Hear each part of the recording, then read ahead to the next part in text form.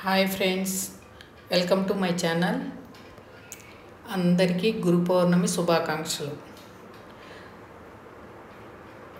తిరుపతిలో ఇక్కడ మనం దర్శనానికి వెళ్ళిన తర్వాత, దర్శనం నుంచి బయటకు వచ్చిన తర్వాత ఇక్కడ కూర్చొని వాళ్ళు ఉండరు.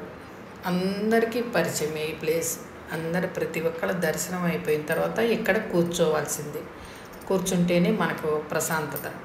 ఇప్పుడంతా బాగా ఇట్లా వేశారు. ఎండాకాలం కానీ వాన కానీ పడకుండా ఈ టెంట్లలాగా బాగా వేశారు. ఇక్కడ మనం టెంకాయ కొట్టకుండా ఉన్నాం, టెంకాయ కొట్టి రావాల్సిందే. సో ఇక్కడ కళావేదికలో కూడా ఎప్పుడు ఏదో ఒక ప్రోగ్రాం జరుగుతూనే ఉంటుంది. ఇక్కడ మాత్రం ప్రతి ఒక్కళ్ళు ఇప్పుడు అంతా ఫోటోగ్రఫీ, అందరూ ఫోటోలు దిగాల్సిందే.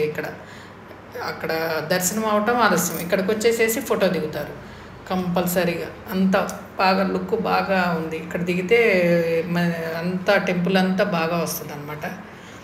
దిగుతారు.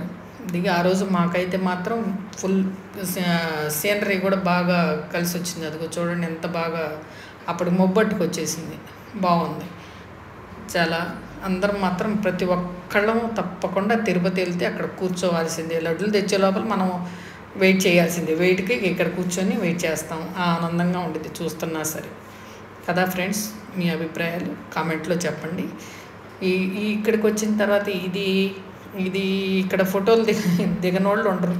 మనం తిరుపతి వెళ్ళామంటే ఇక్కడికి వచ్చి దర్శనం చేసుకొని ఈ చుట్టుపక్కల గార్డెన్ లాగా ఉండిద్ది, చాలా బాగుండిద్ది.